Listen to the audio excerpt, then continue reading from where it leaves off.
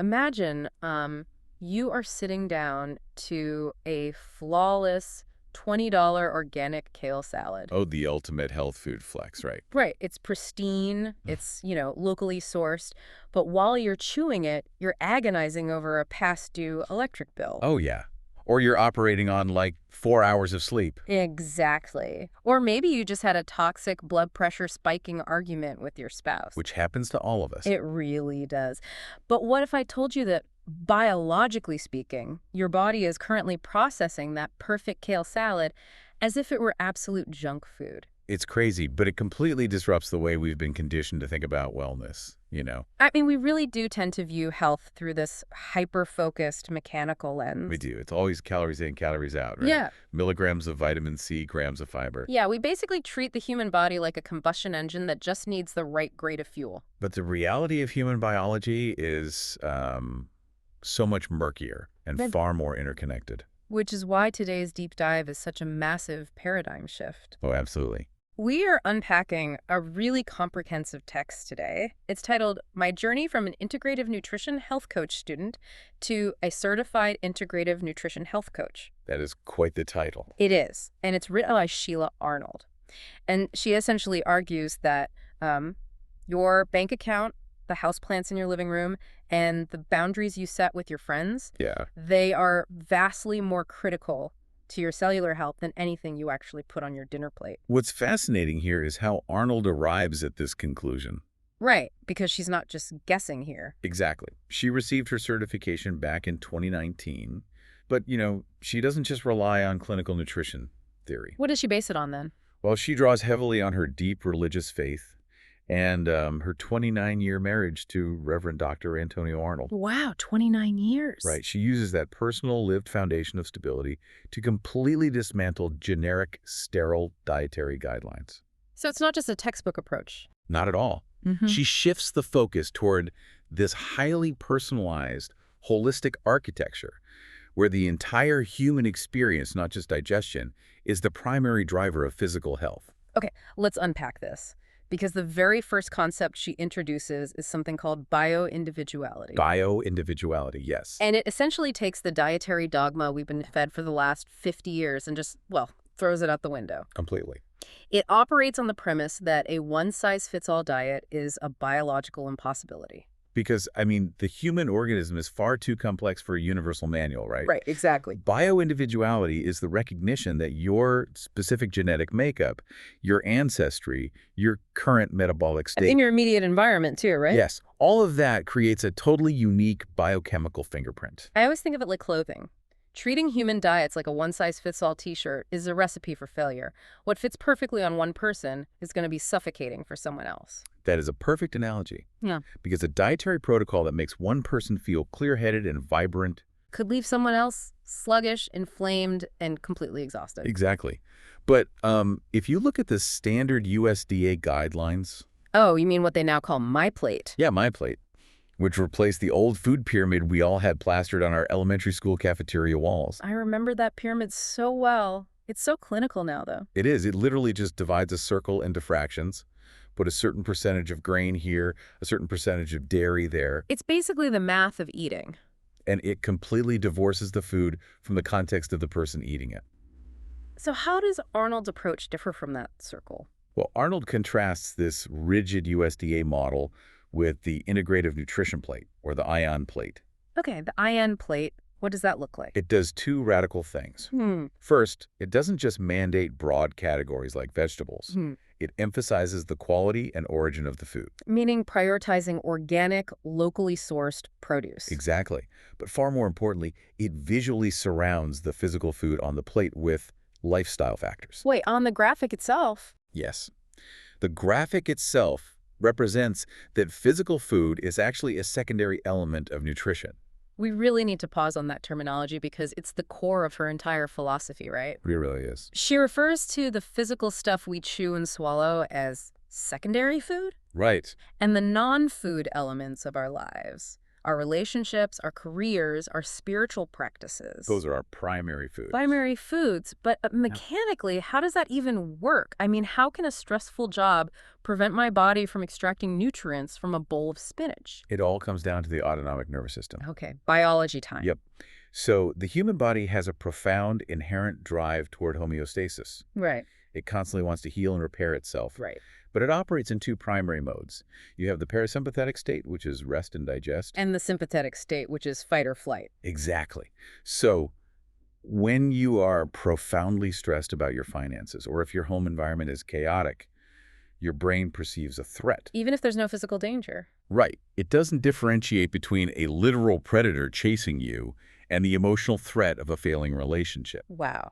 Your body just floods with cortisol and adrenaline either way. And when you are drowning in those stress hormones, your body actively shunts resources away from your digestive tract and your immune system. So digestion just gets turned off. Basically, yeah. Digestion is considered a low-priority luxury when the body thinks it's in imminent danger. That makes so much sense. So if you are eating that pristine organic meal while your primary foods are entirely out of balance, your gastrointestinal tract physically lacks the blood flow. It lacks the blood flow and the enzymatic activity to actually break down and absorb those nutrients. Exactly. Chronic stress creates systemic inflammation, rendering true physiological healing practically impossible. No matter how clean your diet is. Right. You could be eating perfectly, and it won't matter. That reframes the entire concept of a failed diet, you know? It really does. Because if your nervous system is trapped in a chronic state of panic, obsessing over restrictive secondary food is just, it's like throwing premium gasoline into a car with a blown transmission. Oh, well, that's good. Yeah. You cannot out-eat a toxic lifestyle. You have to fix the engine first. And Arnold maps out this engine using a diagnostic tool she calls the circle of life. The circle of life, which categorizes our primary foods into 12 distinct areas, right? Yes, 12 areas that require constant balance and nourishment. Let's list those out. Those 12 areas are creativity, finances, career, education, health, physical activity. Home cooking, environmental, relationships, social life, joy, and spirituality. Okay, I want to talk about finances for a second, because look at your bank account app, right? Yeah. We don't usually think of checking our balance as a nutritional input, No, we definitely don't. but physiologically, considering what we just discussed about cortisol, it absolutely is. Financial anxiety is one of the most pervasive chronic stressors in modern society. It's like a slow, constant drip of fight or flight hormones. Exactly. And Arnold approaches this with a highly practical metric. She uses the 50-30-20 rule. Okay, break that down for us. She advises allocating 50% of your income for food and essential living expenses, Makes sense? 30% for travel, entertainment, and joy. Because joy is a critical primary food that actively lowers cortisol. I love that Joy gets a whole 30%. Right. And then 20% strictly for savings. But she doesn't just stop at the budgeting math, does she? No, she issues a psychological warning about how we digest money emotionally. Digest money. I like that phrasing. She warns against letting your income determine your self-worth. Oh, that's huge. If your identity and your perceived value as a human being are tied directly to an arbitrary number in a bank database, you are feeding your nervous system a diet of perpetual inadequacy and toxic stress. It is literally an emotional toxin. It really is. And the same logic applies to another vital primary food on her list, which is the environmental factor. Wait, so my finances and whether I take my shoes off at the front door are considered food? If we connect this to the bigger picture, yes. She doesn't just mean the global climate. What does she mean then? She means the microscopic, immediate environment of your living room and your bedroom. The air you breathe and the surfaces you touch are constant, unavoidable inputs. Well, as someone whose apartment looks like a small greenhouse, I was thrilled to see her championing houseplants. Oh, yes. Not just as decor, but as functional health tools. Right. They are actively performing phytoremediation. Which is such a cool concept. The text highlights how houseplants filter harmful toxins from the air and reduce overall stress levels. Because many of the materials in our homes, like carpets, paints, furniture, upholstery, Yeah, they off-gas volatile organic compounds, or VOCs. like formaldehyde and benzene, right? Exactly. And the stomata on the leaves of plants, along with the microorganisms in the root soil, physically absorb and neutralize these airborne chemicals. So they are basically silent biological air purifiers. Purifiers, that lower the toxic burden on your respiratory and immune systems. That is wild. She also gets incredibly granular about the physical boundaries of the home, too. She does. She insists on washing your sheets every single week. Every week. And absolutely taking your shoes off at the front door. I mean, think about the mechanics of walking down a city street or through a public park. Yeah, what's on the bottom of our shoes? The soles accumulate heavy metals from exhaust runoff, synthetic pesticides from lawn treatments, and just countless bacterial strains. Ugh, when you put it like that. Taking your shoes off at the door is a literal barrier against tracking external chemical disruptors into your sanctuary. And the weekly sheet washing. That's about sleep hygiene. We shed millions of dead skin cells, which attract dust mites and create a highly allergenic environment. So if you aren't washing them, you're just sleeping in allergens. Right. And if your immune system is fighting off mild respiratory allergens all night, you are not achieving the deep restorative phases of sleep required for cellular repair. Your home either acts as a regenerative battery or it slowly drains you. That's perfectly put. It's all about controlling the inputs. Which is exactly her argument for home cooking, which is another of the 12 primary foods. Yes, home cooking. She advocates for the 90-10 rule here. Okay, 90-10, meaning? You need to be preparing your meals at home 90% of the time, leaving only 10% for dining out. That's a lot of home cooking, but I get it. When you hand over the preparation of your food to a restaurant, you entirely lose control over the invisible inputs. Right, like the quality of the cooking oils, the hidden sodium, the chemical preservatives used to extend the shelf life of the ingredients. Cooking at home is an act of reclamation. It allows you to govern exactly what molecules are entering your bloodstream. And while you are reclaiming your kitchen, she emphasizes reclaiming your emotional boundaries too. Through the relationships and spirituality, primary foods. Exactly. Family comes first, obviously, but she is unapologetically firm about auditing your social circle. Auditing your friends. Yeah. If a relationship consistently drains your energy or fails to bring out the best in you, she advises letting it go. Because a toxic relationship triggers the exact same inflammatory immune response as a viral infection. Your body literally recognizes it as a threat. But for the relationships that are foundational, she emphasizes active communication and making amends. Right, to clear the emotional air, preventing resentment from festering into physical stress. And underpinning all of this is her approach to spirituality. She shares her personal routine for this, actually. Waking up at 6 a.m. every single day to spend 20 minutes in meditation, connecting with God. But she frames spirituality through that same lens of bio-individuality, doesn't she? She does. Spirituality doesn't mandate a specific religious dogma. For some, it is traditional prayer. Right. And for others, it is secular mindfulness, breath work, or simply spending time in nature practicing profound gratitude. The biological mechanism at play here is neuroplasticity, isn't it? Engaging in a daily practice that connects you to something larger than yourself physically alters the neural pathways in the brain. So it shifts default states away from anxiety and toward parasympathetic calm. Yes. So let's visualize where we are now. Okay, let's recap.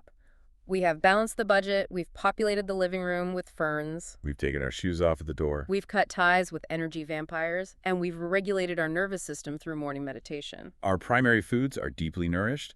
Our engine is finally repaired and ready to accept fuel. Now, and only now, do we walk into the grocery store to purchase our secondary food. And navigating the modern supermarket requires an entirely new set of defensive strategies. It really is a battlefield in there. Arnold's baseline rule is clean eating, which means prioritizing whole, fresh, unprocessed foods. You are looking for items that recently grew in the soil or grazed on a pasture. Rather than items synthesized in an industrial plant and packaged with a shelf life of 3 years. Exactly. And she also ties clean eating directly to the clock, advocating for highly consistent eating times. We all know that skipping meals makes us cranky, Yeah. being hangry. But what is actually happening on a cellular level when our eating schedule is erratic? It's a violent disruption of your endocrine system, specifically involving insulin and glucagon. Oh, blood sugar hormones. Right. When you consume highly processed carbohydrates, or when you fast erratically and then binge, your blood glucose levels skyrocket. And then what does the body do? In response, your pancreas aggressively pumps out insulin to shove that sugar into your cells. Which causes a massive crash. Yes, a rapid plunge in blood sugar, which the brain interprets as an emergency. It triggers brain fog, lethargy, and intense cravings for more sugar. So consistent whole food meals create a slow, sustained release of glucose. Keeping that hormonal seesaw perfectly balanced. But executing this in the actual aisles of the grocery store is incredibly frustrating. The marketing is basically designed to deceive you. Oh, it absolutely is. I mean, you pick up a box of strawberries, and it boldly proclaims 100% natural. Right. And right next to it is a box that says organic. They look identical. They both cost a premium. What is the actual legal distinction here? The distinction is massive, and the food industry relies heavily on consumer ignorance regarding these terms. I feel like naturals is just a buzzword. It is. The FDA's regulation of the word natural is alarmingly loose. Generally, it just means the food doesn't contain added artificial colors or synthetic flavors. But However, a crop labeled natural can absolutely be grown from genetically modified seeds. It can be heavily sprayed with certain synthetic pesticides. so it is just a marketing buzzword designed to create an illusion of health. Exactly.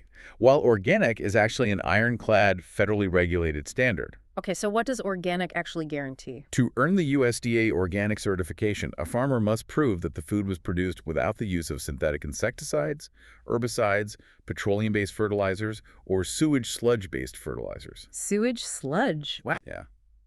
It also strictly prohibits genetic engineering and the use of preventative antibiotics or growth hormones in livestock. Arnold highlights a brilliant, immediate way to bypass the marketing text on the packaging and verify the produce yourself, doesn't she? She does. It's the PLU codes. Wait, those annoying little stickers you have to peel off your apples. Those exact stickers. They are actually a direct communication from the supply chain. It's like a secret cheat code for the grocery store. How does it work? The price lookup codes reveal the agricultural origin of the item.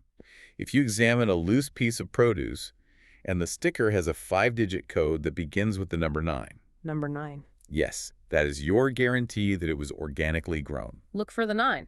But if it's a 4-digit code starting with a 3 or a 4, That indicates conventionally grown produce.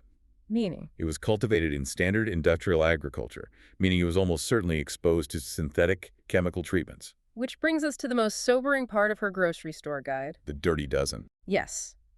If we are buying conventional produce, we are walking straight into the dirty dozen. This is an annual list compiled by the Environmental Working Group. Arnold uses the 2024 data for this. And it identifies the fruits and vegetables that carry the most severe concentrations of pesticide residues. The underlying issue here is bioaccumulation. Right. Because certain plants, due to their surface area, skin thickness, or growing conditions, act like sponges for agricultural chemicals. Exactly. And the number one worst offender on the 2024 list is strawberries. Strawberries. We think of them as the ultimate healthy snack, but the data is horrifying. Conventional strawberries are heavily fumigated. The text points out that they contain dozens of distinct pesticides and synthetic chemicals, Some of which are documented endocrine disruptors and suspected carcinogens. and many of those have been explicitly banned in the European Union due to health risks. Number 2 on the list is spinach, which is also heavily restricted in Europe in its conventional form. Right. But number 3 completely shattered my assumptions. Kale. Kale, along with collard and mustard greens.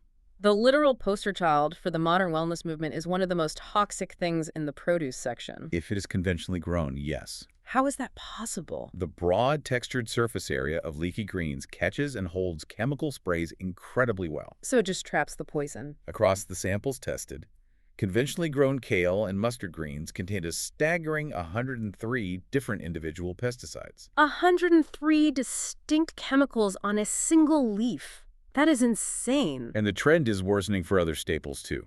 Grapes moved up the danger list from number 8 to number 4 in 2024, Wow. with over 96% of conventional grapes testing positive for chemical residues. But pears are perhaps the most alarming long-term trend, right? The volume of pesticide residue found on the average pear literally doubled between 2010 and 2022. Doubled, yes. How does a crop double its toxicity in just over a decade? It's driven by the demands of the modern supply chain. Consumers want pristine, unblemished fruit available year-round. So they spray them more. To achieve that, pears and apples are heavily sprayed with fungicides to prevent rot during months of cold storage. And the wax. Don't forget the wax on apples. Oh yes, apples are routinely coated in a synthetic wax to give them a glossy shine. Which effectively seals the pesticide residues directly against the skin of the fruit, making them almost impossible to wash off. Exactly. Bell peppers and hot peppers are also on the list, harboring 101 individual chemicals. But Arnold singles out the data on blueberries as uniquely concerning. She does. 90% of conventional blueberry samples contain pesticides. That's high. But it's not just the amount, is it? No, it's the specific types of chemicals found on blueberries that are the most alarming, specifically phosmet and malathion. What exactly are those, and what do they do to human biology? They belong to a class of chemicals called organophosphates, Organophosphates? Okay. and they were originally developed as nerve agents. Wait, nerve agents? Like for warfare? Yes. In agricultural use, they kill insects by irreversibly binding to an enzyme called acetylcholinesterase, completely short-circuiting the insect's nervous system. Okay, but we aren't insects. The problem is that human nervous systems rely on the exact same enzyme. Oh, no. The EPA considers these chemicals highly hazardous because even trace bioaccumulation can interfere with human neurological function. Posing a profound risk to the developing brains of young children. Exactly. It's incredibly serious. Okay, so the conventional produce aisle is essentially a chemical minefield. But she does offer a map through the safest zones, right? The Clean Yeah. 15. The Clean 15. These are the conventionally grown items that, due to their thick skins or natural resistance to pests, show the absolute lowest levels of chemical residue, The heroes here are avocados, sweet corn, and pineapple. because the thick outer peels act as natural armor. The list also includes onions, papaya, frozen sweet peas, and asparagus. Although, Arnold includes a crucial caveat regarding genetic modification. Oh, right, the GMOs. A significant percentage of sweet corn and papaya grown in the United States originates from GMO seeds engineered to internally produce their own pesticides. Wait, internally produced, like the plant is the pesticide. Yes. So, if your goal is to completely eliminate GMOs from your diet, you still need to purchase organic corn and papaya. That is so wild to think about. Regardless of whether it's the Clean 15 or organic, we still have to wash our produce. Definitely. But the CDC recommendation is bafflingly simple. They just tell you to run it under cold water and wipe it with a paper towel. They explicitly say not to use soap. Because soap is not designed for human consumption. Its porous residues can easily absorb into the flesh of the fruit, causing gastrointestinal distress. And does cold water even work? Cold water removes loose dirt, but it does very little to break down the waxy, water-resistant barriers used in agriculture. So what does Arnold suggest? She relies on a specific chemistry-based method in her own kitchen, doesn't she? She uses a soak of baking soda and white vinegar. I love that. It's like a high school science fair project in your sink. It's a highly effective dual-action approach. The baking soda provides a mild, alkaline abrasive that physically disrupts the waxy coatings on the skin without bruising the fruit. And the vinegar. The white vinegar introduces acetic acid, which alters the pH of the water, creating a hostile environment for surface bacteria and helping to dissolve certain pesticide bonds. But the text makes a vital point.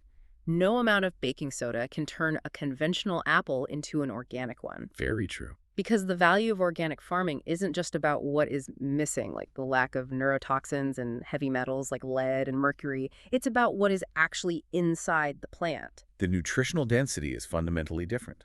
How much different? Studies cited in the text demonstrate that organic produce contains significantly higher mineral content, sometimes double that of conventional produce. Double the minerals. Furthermore, because organic crops are not protected by synthetic chemical shields, they have to physically defend themselves against insects and environmental stress. Meaning they have to build their own immune systems?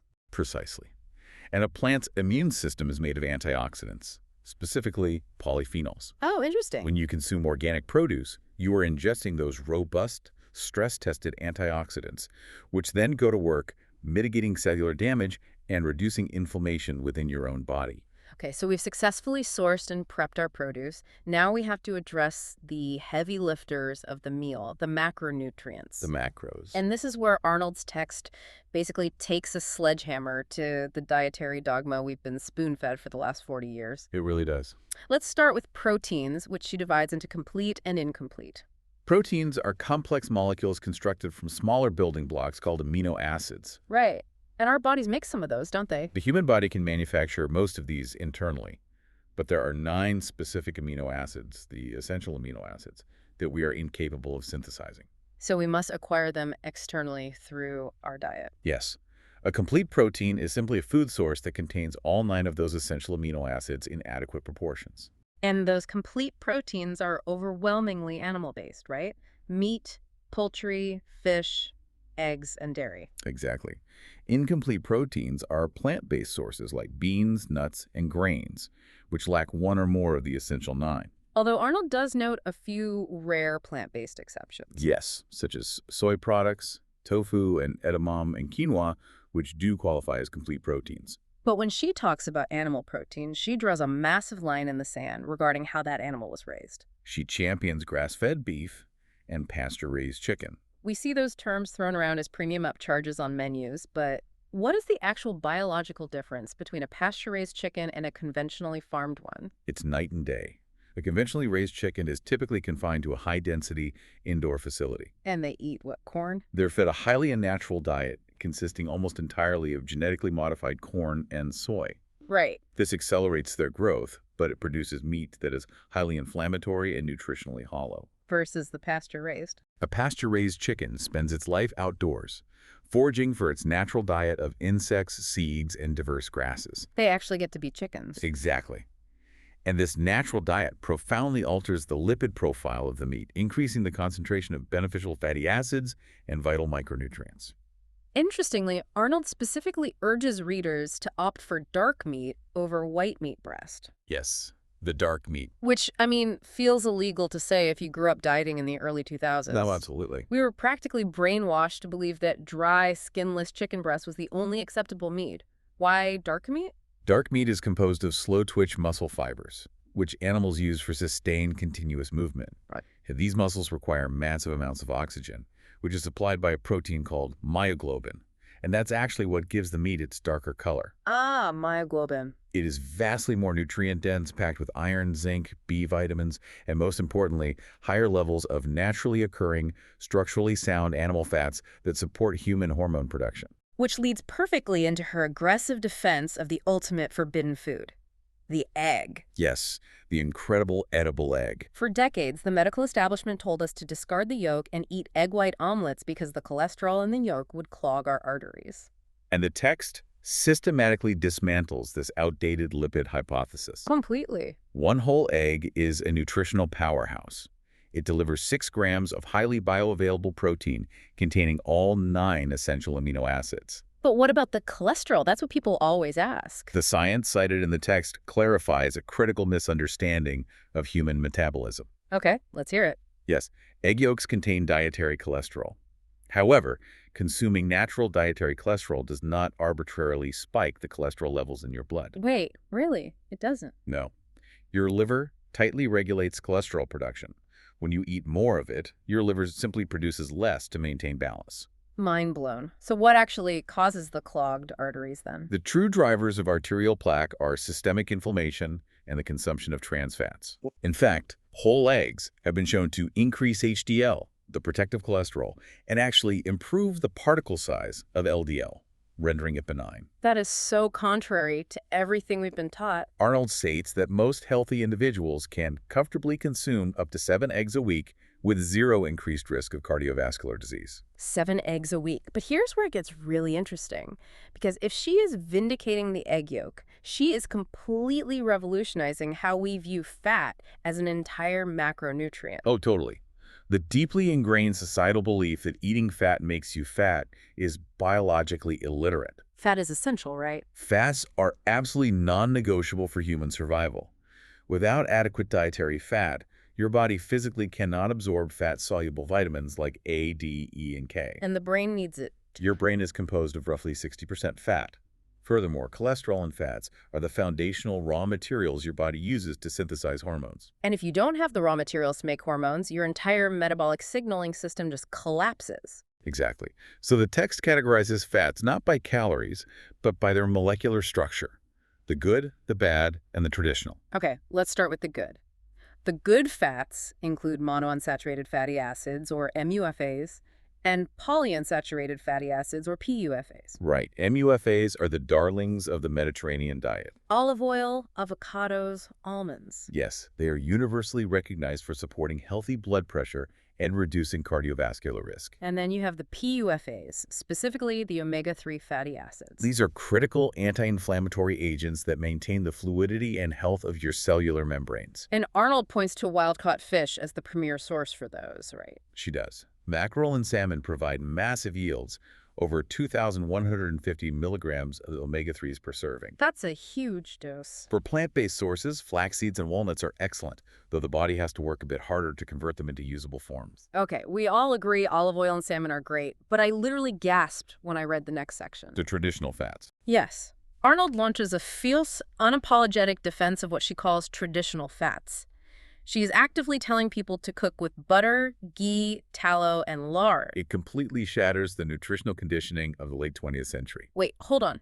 We spent the entirety of the 1990s listening to the medical establishment tell us that saturated animal fat like lard was a one-way ticket to a heart attack. We really did. We aggressively stripped it out of our diets and replaced it with tubs of synthetic margarine. Are we saying that fundamental premise was biologically flawed? The text argues that it was one of the most catastrophic public health mistakes in modern history. Okay, let's examine the actual chemistry of lard, for instance, because I am fascinated by this. Most people assume it is 100% artery-clogging saturated fat. Because it's solid. Right. But in reality, lard consists of 38% monounsaturated fat. Wait, lard is half monounsaturated fat. Yes. It is second only to olive oil in its concentration of this heart-healthy lipid. That is insane. I had no idea. It is phenomenally rich in oleic acid, the exact same fatty acid that makes olive oil so beneficial for lowering oxidative stress and bad cholesterol. But what about the fact that it's animal fat? Because traditional fats from pasture-raised animals evolve naturally, their molecular structure is incredibly stable. They contain dense, saturated bonds that do not break down or oxidize easily when exposed to high cooking temperatures. So they don't turn toxic when you fry with them. Exactly. They provide pure, stable energy. But the margarine and the vegetable oils we replace them with, those fall into Arnold's bad category, the industrial fats. Because they are highly unstable and require intense chemical intervention to even exist. Like trans fats. The most notorious of these are trans fats, yes. Yeah. Which are created through a process called partial hydrogenation. Partial hydrogenation, what does that actually mean? Food chemists take liquid vegetable oils and forcefully bombard them with hydrogen atoms to make them solid at room temperature. This is the stuff in the center of a packaged snack cake that lets it sit on a shelf for 3 years without melting. It creates a molecular shape that does not exist in nature. When human cells attempt to incorporate these mutant fat molecules into their cellular walls, it causes massive dysfunction. Mutant fat molecules. That sounds terrifying. It is. It inhibits vital enzymatic reactions and aggressively drives up the risk of cardiovascular disease. They are so unequivocally toxic that the FDA has largely banned their use. Good. But the text issues a massive warning about the liquid polyunsaturated vegetable oils that are still ubiquitous in every restaurant and pantry. Oh, you mean oils like canola, soybean, and corn oil, but they sound so innocent. Vegetable oil. It implies they were like gently squeezed out of a vegetable. The extraction process is a nightmare of industrial chemistry. You cannot easily squeeze oil from a hard seed like a soybean. So how do they get it out? To extract the lipids, these seeds are subjected to extreme heat. Polyunsaturated fats have multiple double bonds in their molecular structure, making them incredibly fragile. And the heat damages them. The extreme heat literally shatters these bonds, causing the fats to rapidly oxidize. Oxidation meaning they essentially go rancid and create free radicals. Precisely. Then, to extract the remaining oil, they are washed in toxic petroleum-based solvents like hexane. Hexane. We're washing our food in petroleum. Yes. Finally, because the oxidized oil smells putrid and looks unappetizing, it is subjected to chemical bleaching and deodorizing processes. I feel sick just thinking about this. By the time that clear, odorless vegetable oil reaches your frying pan, it is a highly reactive oxidized fluid. And what happens when we eat it? When you consume it, those free radicals trigger uncontrolled systemic inflammatory cascades throughout your blood vessels and tissues. So pasture-raised animals' natural stable fat is infinitely safer and more harmonious with human biology than the chemically deodorized seed oil that required a petroleum solvent to extract. It is a total paradigm shift. It really is. It comes back to the core premise. Yeah. Eat food in a form that your biology recognizes. Exactly. Okay, so we've hunted down the pasture-raised lard, the organic kale, and the wild-caught salmon. But bringing perfectly sourced food into the kitchen doesn't guarantee health if we destroy the nutrients during preparation. How does Arnold's philosophy extend to the actual chemistry of cooking? She provides 19 specific kitchen strategies. 19. Let's get into the main ones. These are designed to maximize nutrient retention and minimize daily stress, right? Yes, it starts before you even reach the kitchen, with a strict navigation rule for the supermarket. Shop the outer perimeter. Because the outer ring is where the refrigeration units are. It's where the fresh produce, the raw meats, and the eggs live. And the inner aisles. The inner aisles are the domain of the heavily processed, industrially refined foods sitting in cardboard boxes. Once you are in the kitchen, her primary rule is simplicity. She advocates cooking with meals that require only 2 to 3 primary ingredients and adamantly advises never exceeding 5. Which sounds restrictive, but it's actually about palate rehabilitation, right? Exactly. When a dish has 15 ingredients, you're usually masking the actual flavor of the food with a cocktail of heavy sauces, refined sugars, and complex flavorings. By stripping it down to 3 high-quality ingredients, you allow your palate to resensitize to the subtle, natural flavors of the food itself. To enhance those natural flavors, she advocates for the strategic use of salt. We've been told to fear sodium forever, but she treats it as a culinary skeleton key. Because of how salt interacts with the chemical receptors on the human tongue. When used correctly, salt actually suppresses our perception of bitterness. Oh, that makes sense for vegetables. Right. By muting the bitter compounds in a vegetable, the natural sweetness and complex aromas are significantly amplified. You don't need a heavy hand. Just a small, precise pinch of high-quality salt elevates the entire biochemical profile of the dish. She also recommends the cook once, eat twice philosophy. Batch cooking to ensure you always have a nutrient-dense option available, eliminating the stress-induced drive-through run. Very practical. But the most debated kitchen strategy she addresses involves the preparation of raw foods. Oh, she wades right into the endless war between juicing and smoothies. It is a massive point of confusion for people. They invest hundreds of dollars in sophisticated blending or juicing machines, but they don't understand the physiological difference in how the resulting liquids impact their bodies. So how does Arnold look at it? She uses the lens of bioindividuality to explain that neither is inherently better. They serve completely different biological purposes. Let's analyze juicing first. Okay, juicing.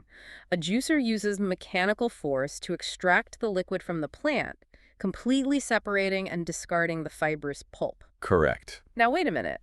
Every doctor on Earth tells us we need more fiber for our gut microbiome. Aren't we committing a massive nutritional error by physically throwing the fiber in the trash? It seems counterintuitive, but the text frames juicing as a highly specific therapeutic intervention rather than a daily meal replacement. So it's not for every day. By removing the insoluble fiber, you are effectively granting your entire gastrointestinal tract a vacation.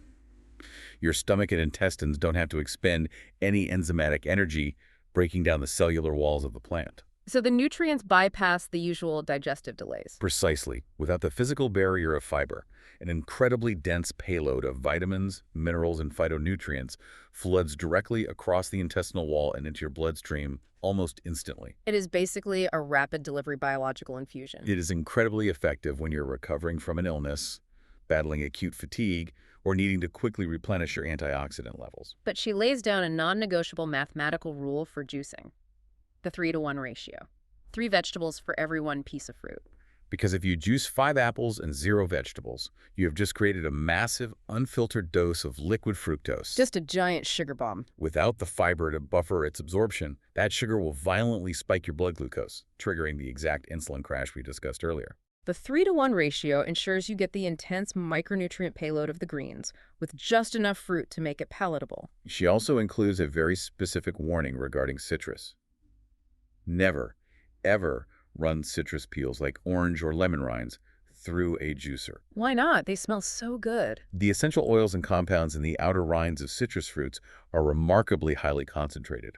While a tiny amount of zest is fine in baking, drinking the concentrated, unbuffered liquid extracted from the whole peel will severely irritate and overwhelm the mucosal lining of your digestive tract. Ouch. Okay, so juicing it provides steady, prolonged energy without the insulin spike. Furthermore, that bulk fiber travels down into the lower intestines, acting as a mechanical broom that physically sweeps out metabolic waste and toxins. So smoothies are designed for daily metabolic maintenance and keeping your blood sugar stable. Exactly. And crucially, that fiber traveling down your digestive tract is exactly what feeds the ultimate command center of your health, your gut microbiome. This brings us to what I consider the most fascinating part of her entire kitchen methodology: fermentation and gut health. We are just beginning to understand the staggering implications of the microbiome. Right? The text notes that your body contains vastly more bacterial cells than human cells. We are quite literally a walking, breathing coral reef hosting trillions of microscopic organisms. And they aren't just hitching a ride, they are running the show. Arnold states that these gut bacteria control an unbelievable 80% of your entire immune system function, from infancy through adulthood. 80%. They are the frontline soldiers. They synthesize essential vitamins like K and B12. They are the only things capable of breaking down the complex fibers we just discussed. But their most profound function is endocrine regulation, right? These bacteria are responsible for metabolizing and converting hormones into their active, usable forms within the body. So tie that back to what we discussed about fats and weight management. If hormones dictate whether your body is going to burn fat for energy or store it around your organs. Then the health of your microbiome dictates your metabolism. Wow. If your bacterial colonies are imbalanced, a condition called dysbiosis, your body physically cannot utilize the hormones that regulate your weight. You could be eating a perfectly calculated caloric deficit, but if your gut bacteria are compromised, your metabolic signaling is broken, and you will struggle to lose weight. Furthermore, a compromised gut lining allows undigested food particles to leak into the bloodstream, triggering systemic autoimmune responses and chronic widespread inflammation. And the tragic reality is that the modern Western lifestyle is essentially a carpet bombing campaign against our microbiomes. Years of consuming industrial seed oils, artificial preservatives, rounds of broad-spectrum antibiotics, and chronic stress have just wiped out our beneficial bacteria. So how do we rebuild the reef? The text advocates for the daily consumption of living, fermented foods, and Arnold empowers the reader by providing a direct, accessible recipe for fermenting vegetables right on your kitchen counter. Using a technique she calls the brine method. The chemistry of this is so elegant. Let's walk through the exact mechanism. You start with a wide-mouthed glass quart jar. She explicitly warns against using any metal containers or metal utensils. Fermentation is an acidic process. The lactic acid produced by the bacteria will react with metal, leaching metallic compounds into your food and disrupting the microbial environment. Glass is totally inert. You take your organic vegetables, she suggests cauliflower, green beans, radishes, and pack them tightly into the glass jar. Then you mix the brine. 1 tablespoon of Himalayan pink salt, 1 tablespoon of organic unfiltered apple cider vinegar, and 2 cups of filtered water. And then You pour this liquid over the vegetables until they are completely submerged. Think of this jar as an exclusive microscopic nightclub, and the Himalayan pink salt is the bouncer. that is a perfect analogy for lactofermentation.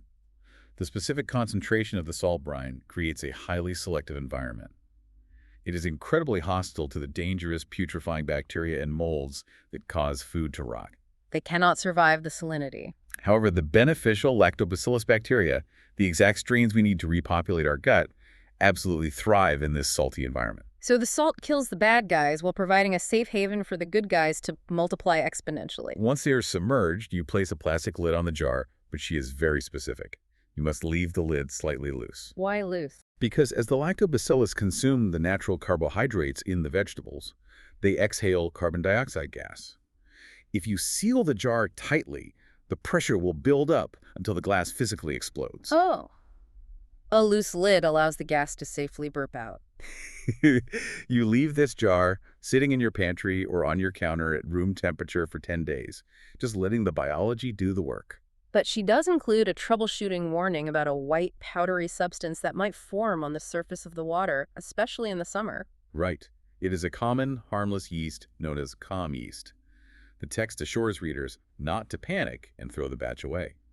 Because the vegetables are submerged below the protective brine, they are safe. You simply use a plastic spoon to skim or stir the yeast back in every few days. After 10 days, the environment becomes so incredibly rich in lactic acid and beneficial probiotics that when you transfer the jar to the cold environment of your refrigerator, the yeast dies off completely. You are left with a massive, bioavailable dose of immune-boosting bacteria that you manufactured yourself. It is incredibly empowering to realize you can culture your own immune support with cabbage and salt. It really is. And all of these elements, the microbiome health, the stable traditional fats, the balanced primary foods, ultimately converge on the most emotionally charged health goal in modern society: weight management. In the final section, Arnold tackles this head-on by challenging the very vocabulary we use. She actively dismantles the illusion of the ideal weight, doesn't she? She does.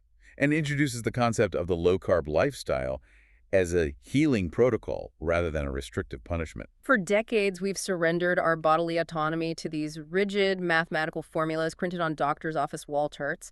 You plug in your height, and it spits out a mandatory number. A text highlights the standard clinical formula used for adult women: 100 pounds for the first 5 feet of height, plus an additional 5 pounds for every single inch over 5 feet. That sounds so outdated. It is an entirely arbitrary mathematical construct that ignores bone density, muscle mass, genetic heritage, and metabolic health. If Arnold applies that exact clinical formula to her own body, the math dictates she should weigh 105 pounds. But she bluntly states that at 105 pounds, she would look and feel incredibly sickly. Her unique biological framework is simply not designed to thrive at that number. So she rejects the mathematics entirely and advocates for intuitive weight. Intuitive weight is not a number on a scale. It is a physiological state of being. It is the weight where your joints don't ache, your energy is boundless, your digestion is flawless. And crucially, it is the weight you can safely maintain without destroying your primary foods. So what does this all mean?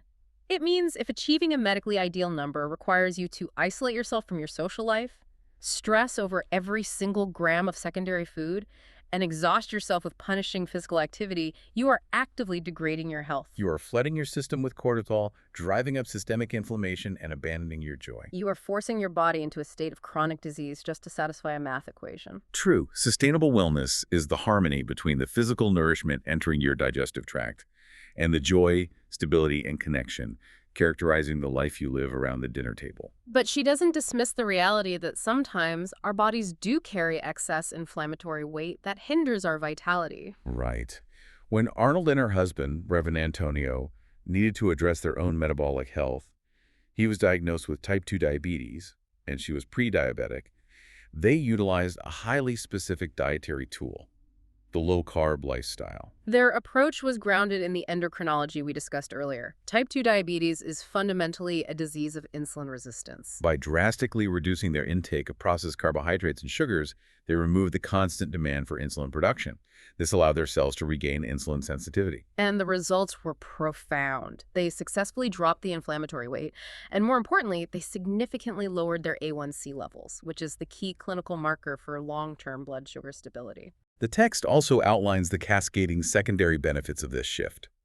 Because they were starving the pathogenic sugar-loving bacteria in their gut, their digestion vastly improved. They experienced a massive reduction in gastric distress, heartburn, and cramping.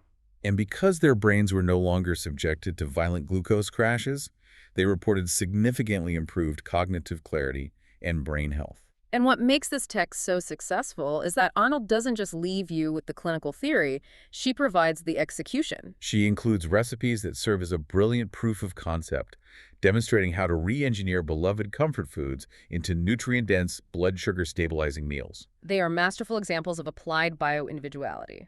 Consider her recipe for buffalo bolognese. A standard restaurant-style bolognese is served over a massive mound of highly processed, refined wheat pasta, which delivers a massive glucose spike and feeds the inflammatory gut bacteria. Arnold's version flips the script.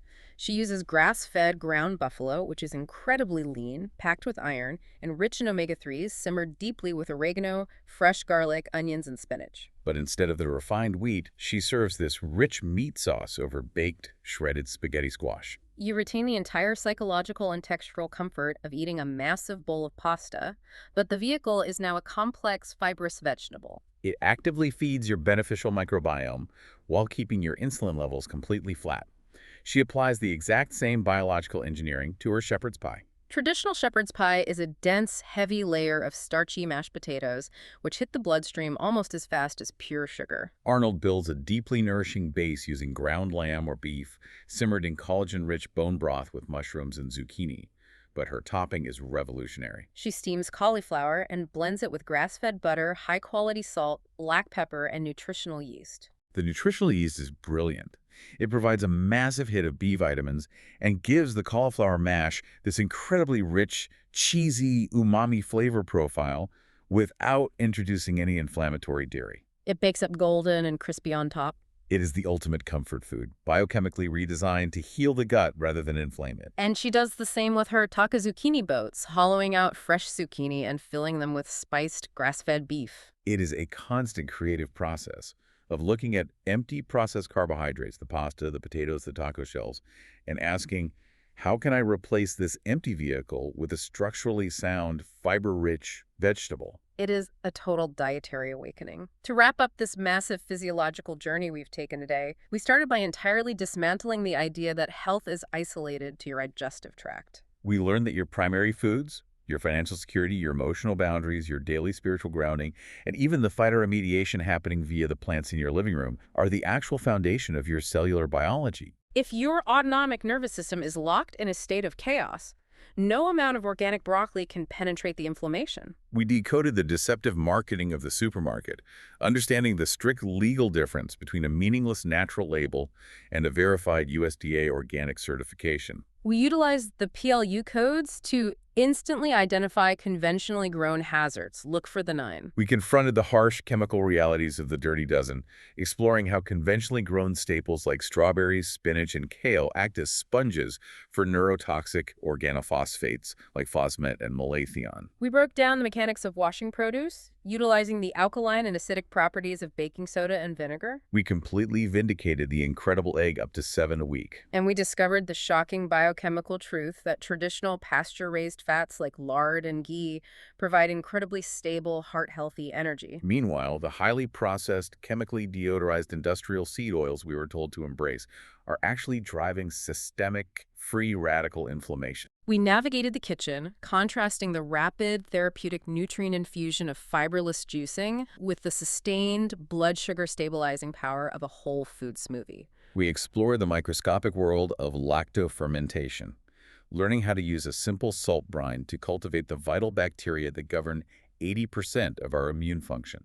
And finally, we threw the arbitrary cortisol-spiking mathematical weight charts in the trash, embracing the biological harmony of intuitive weight. We explored how lowering carbohydrate intake and re-engineering our favorite comfort foods can literally heal our insulin receptors from the inside out. It is a breathtaking amount of physiological empowerment, and Sheila Arnold's methodology proves that reclaiming your biology is entirely within your grasp. It is a profound blueprint for healing. But considering everything we have discussed, it leaves us with one final, deeply provocative question regarding the concept of our primary foods. Let's hear it. If Arnold's fundamental premise is correct, that our nervous system's exposure to our external environment, our stress levels, and the emotional data we consume are the actual literal inputs determining our physical health, we have to critically examine the modern digital landscape. Oh, that is a great point. How might our current technological environment, specifically the algorithmically driven, endless scroll of social media, and the relentless 24/7 outrage cycle of the digital news be functioning as the ultimate, inescapable junk food? Oh, wow. If financial stress and a messy living room can halt digestion, what is the constant daily influx of digital anger and manufactured panic doing to our cellular biology? It's terrifying to think about. Is it possible that this invisible digital environment is keeping us locked in a state of chronic fight or flight, nutritionally starved and systemically inflamed, regardless of how flawlessly we execute our organic secondary food diets? That is the ultimate invisible toxin. You can't just wash it off with baking soda and vinegar. No, you can't. It is the very water we are swimming in, and determining how to set boundaries with that digital environment, well, that is something for all of you to seriously chew on.